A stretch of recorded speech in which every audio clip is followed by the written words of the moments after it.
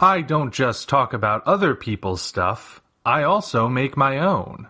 Books in particular. To date, I have 4 books you can check out on Amazon. Operation Red Dragon: The Daikaiju Wars Part 1, Occult Mafia, Emerald of Maddox City, and the short story collection Assorted Absurdities, Tales of Kaiju Punk and Other Genres. Hop on down to the description for Amazon links to all 4 books. Enjoy whichever ones you read, and enjoy the video. Hello, ladies and gentlemen. I'm the Omni viewer, and this is something I've been brainstorming for a while now, and just because I felt like it, I'm going to throw this out there as something for people to consider. Now, if you've been following the channel for long enough, you will know that I was ultimately disappointed with the anime series Godzilla Singular Point. It was better than the Polygon trilogy, I will give it that much, but it started off so strong, yet wound up being really disappointing by the end. And I did episode by episode recaps of it. You can go and watch those to actually see the progression it takes from me thinking, yeah, I'm on board with this, to why did I waste so much time on that garbage? But having had time pass and having been mulling it over, I've been trying to think of how it could have possibly been done better. And obviously, there are a lot of things that would need to be changed, but there's one aspect in particular that I think I have a pretty good idea of how to improve it. If nothing else, this is one possibility for how this aspect could be improved. But I personally think it's a good one. I'm biased, I realize, but I'm putting it out there to see what other people think. The one point of this show that I would like to zero in on is the character of Mei Kamino. In a lot of ways, she's considered one of the most important characters in this series. Oftentimes, when you look at a list of characters, Mei gets top billing over the other protagonist, Yoon, though I don't necessarily think they have an unequal amount of screen time. I think it's pretty evenly split between them. Still, Mei usually gets top billing. Mei was one of the characters that a lot of fans zeroed in on for her appearance, because she has an interesting design that's not generally typical for anime girls. And, well, a lot of people were drawn to her, but there's just so much that I wound up being disappointed with. She started off seeming like she could be an interesting, quirky character, but by the end, I kind of felt like she was a blank slate in a lot of ways. In particular, one of the most shocking things to me was that at some point during the process of the series, Mei and Yoon completely switched specialties. At the beginning, it was established that Yoon was a computer guy. He worked with machines, he worked with artificial intelligence, that was his specialty. And given his personality type, you could kind of get it. He kind of seemed like he would be the sort of person who would be more interested in machines than anything else. Whereas Mei had the unusual idea that she was doing her thesis, her college thesis, on impossible animals. Like, she describes it as like fish that swim through time, or crickets that sing rainbows, or whatever. Basically just all sorts of impossible things. And you would think that once the kaiju started showing up in this series, Mei would be all about that. Like, yes, I haven't been wasting my college career. I'm vindicated. These things are real. But instead, like 3 episodes are in, 3 maybe 4, somebody directly asks Mei what she thinks about how all of these impossible animals are suddenly showing up, and she just says, well, they exist, so that means they're possible. And she never expresses any interest in studying the monsters ever again. Instead, Yoon is the one who more often than not finds himself figuring out how the monsters work, while Mei gets involved with all the computer BS. And I'm amazed that more people don't criticize the show for it. maybe the technobabble really was that distracting. Even I didn't notice it for a couple of episodes. But once I did notice it, I was like, how the heck did that even happen? And no, the switch did not occur because it was getting these characters out of their comfort zones. It more seemed to happen because the writer forgot, lost track, got so bogged down in the technobabble himself that he didn't realize he had switched them like that. But either way, that was a problem. It was one of the many problems, and I've been thinking about it, and I might have a solution for how the character of Mei Kamino can be saved. All right, so where would Mei start in this reworking of the series? I'm going to describe her starting point by quoting Dr. Otto Octavius: brilliant but lazy. From an early age, Mei was considered to be very smart, and with that intelligence came expectations, which Mei herself didn't necessarily want to live up to. She didn't like having that pressure put on her. She knew things were expected of her. People thought she was going to change the world somehow. She just wants to live an easy life without much responsibility. So, and this is all happening before the series, obviously. We learn this through a combination of exposition and flashbacks and whatnot. But before the series proper starts, Mei goes off to study abroad. She winds up in America and discovers that at the particular college she wound up in, her professors are a bunch of postmodernist whack jobs. And she doesn't quite understand why they're saying stuff like there's no such thing as objective truth when they're talking about science. But she does figure out that she can actually work this to her advantage. So she comes up with what she thinks is the perfect scheme. She declares that her thesis is going to be a new field of science. She's going to study impossible animals, even selling that line that she uses in the show. In order to know what's there, we need to know what isn't there. Isn't that profound? And she writes a few papers on it where she's literally just making crap up. But when she gives them to the teachers, they're like, yes, brilliant. You've got a bright future ahead of you. A plus plus plus plus. And so Mei graduates with flying colors and returns to Japan thinking, okay, now that I've got my degree, I'll be able to do something like maybe I'll publish one book about this crazy subject, and for the rest of my life, maybe I'll post manga online or figure out a way to marry rich. Either way, she thinks she is now in a position where she can get to a point where she's just coasting through life. And then the Rodans show up. And we can keep most of that pretty similar, where they appear in flocks and it's very sudden. No one's sure what they're doing at first, why they're coming and everything. And at some point, somebody in the JSDF remembers, oh, I met a girl when I was in college. This would be like a bright-faced young cadet or something. He'll say, I met a girl in college who was studying like impossible animal sort of things. This seems like this would be up her alley, and she was really smart, so let's go to her. Maybe she can give us some pointers. So the SDF goes to find Mei and finds her, and they talk to her about this, asking for what she consults them to do. And Mei obviously doesn't have a clue, but she can't exactly just weasel out of it because, in a way, she has to maintain the scam after she's graduated. So she looks at the information given and just on a whim says, I don't know, looks like maybe they eat radio waves. So if you came up with some sort of acoustic device, you might be able to lure them away from the cities. The military tries it, and by staggering coincidence, it works. Mei happened to be right on the money when she guessed this. And the Rodan section plays out. The Rodans eventually stop being a threat. And Mei thinks, well, that was incredibly lucky. Now I can use that to pad my proverbial resume. And I'm even better off than I was before. Then another monster shows up.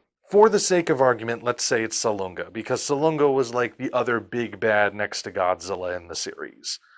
Salunga shows up, and he starts attacking the city, and obviously he is bigger and meaner and far more destructive. Again, the military tries getting in touch with Mei. Since they're directly engaged with Salunga, they can't really send somebody to get her, especially since, let's say, Salunga's attacking a different area from where Mei currently is. But they are trying to call her. But May's not answering. She's just looking at it on the news. She knows that they're calling her, but she thinks, there's no possible way I can be right about it a second time.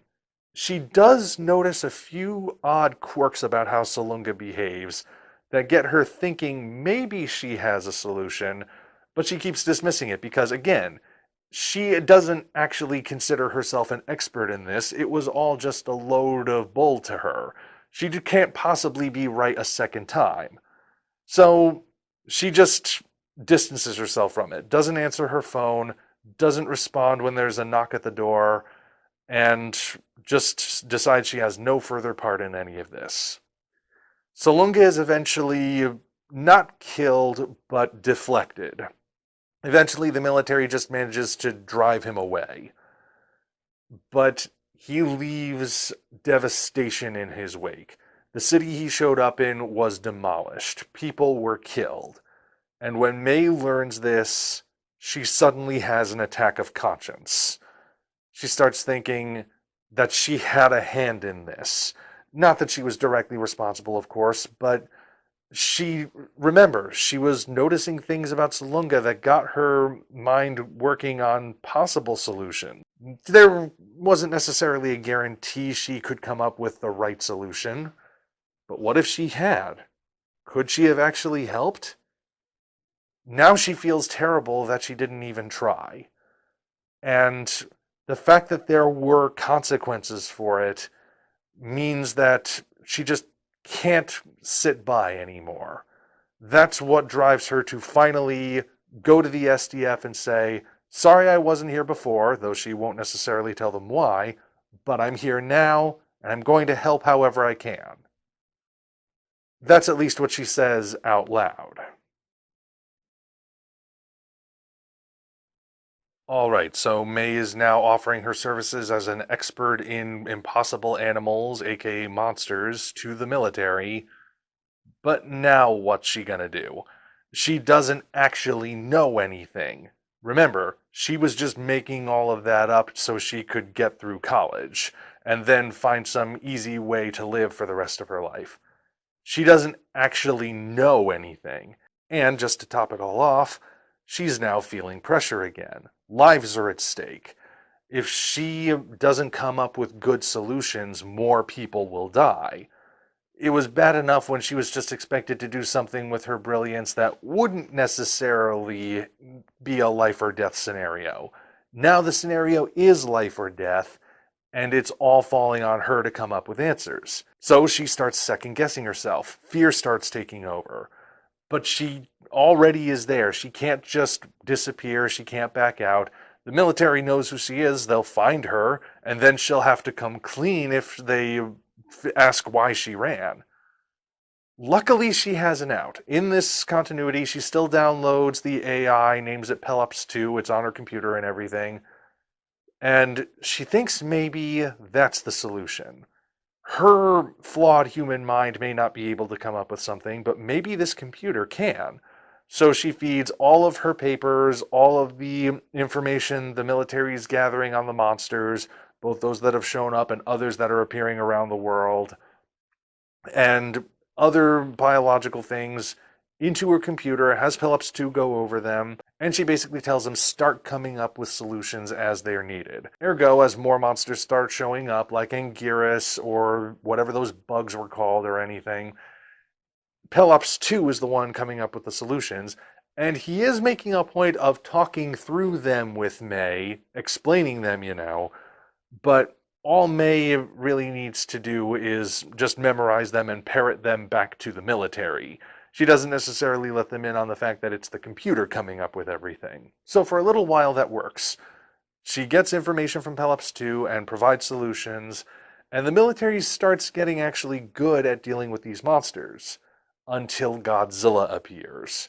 And just as a side note, do away with the whole transforming thing. We don't need it. It was completely unnecessary in Singular Point. But anyway, point is, Godzilla shows up, and he is the ultimate threat. He is the big destructive thing that will destroy not just the city, not just the country, not just the world, but the universe. That is how powerful he is. And now the pressure is really on. And Mei, of course, is ready to just punch all the data into Pelops too. But interestingly, Godzilla attacks the base that she's at first, which could hint at Godzilla being far more intelligent than he ever came across in Singular Point as it currently is. But we're not necessarily talking about that at the moment. Godzilla destroys the base and destroys Mei's computer. Pelops 2 is gone, as are all of the notes that she had fed into it, and she didn't have the foresight to keep any physical copies. And any physical copies of things that the military might have had also got destroyed because they were inside the base. There's still the possibility for Pelops 2 to survive and be floating around the internet kind of like Jarvis in Avengers Age of Ultron, but we don't necessarily learn that yet.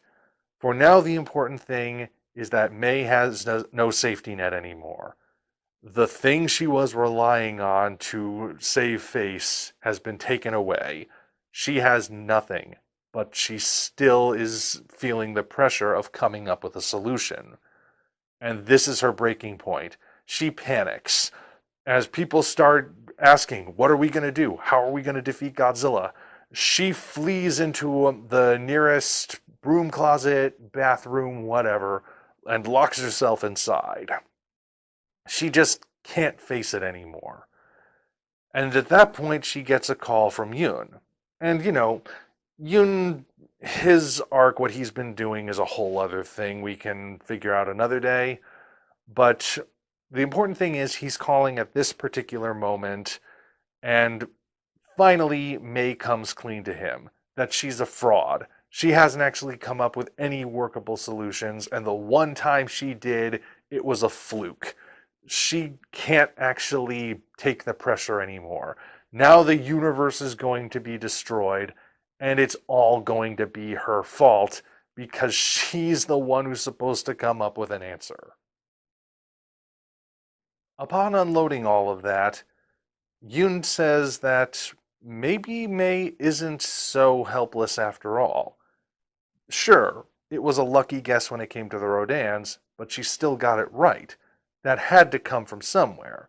Maybe also, in the process, her possible solution of how to deal with Salunga was implemented, maybe filtered through Pelops 2, and she kind of felt like that was the perfected version, but it was still ultimately her initial plan that wound up being part of it. Yun suggests that perhaps, even though Mei has been faking it this whole time, she might actually have the means to do it. She is intelligent after all. She just hasn't ever really applied that intelligence before. She's looked for ways to avoid applying it. If she tried, imagine what she could do. She just has to own up to the fact that she can't keep faking it anymore. And sure, there is a strong chance that it won't work. But once again, just like what happened when Salunga first attacked, well, the only way to know for certain is to try. Which gets Mei to finally grit her teeth, step back out, and try at least coming up with something. Now, from there, what happens? That would require us to go back and figure out all the different plot mechanics and see if there are any changes that would need to be made to how the kaiju work, and so on and so on. I can't necessarily give you a conclusion to it all. It would probably still kind of go in the direction that the series winds up going in, but also probably be very different and far less confusing, I hope. But the important thing is, now Mei has an arc. Now she has a point where she begins, a point where she winds up, a way in which she gets there. She remains consistent throughout. As far as what her specialties are, she still grows. And if nothing else, I think that is a far sight better than what we get in the actual series. So, I've just been brainstorming this for a little while, and I wanted to put it out there and see what people think. I'm sure you guys have plenty of thoughts, and, well, you are more than welcome to share them. Maybe you have your own solution for how Mei can be improved, or how other elements can be improved. Who knows? Either way, I just wanted to throw this out there for people's consideration. And that's it. Until such time as we meet again, this is the Omni Viewer signing off. Congratulations, you reached the end. If you enjoyed this video, you might want to consider supporting us on Patreon. Of course, the other way to support us is to go to Amazon and check out our books: Operation Red Dragon, The Daikaiju Wars Part 1, The Occult Mafia, Emerald of Maddox City, and Assorted Absurdities, Tales of Kaiju Punk and Other Genres. Also check the description for links to DeviantArt and other platforms we operate. Thank you all for watching. We'll see you next time.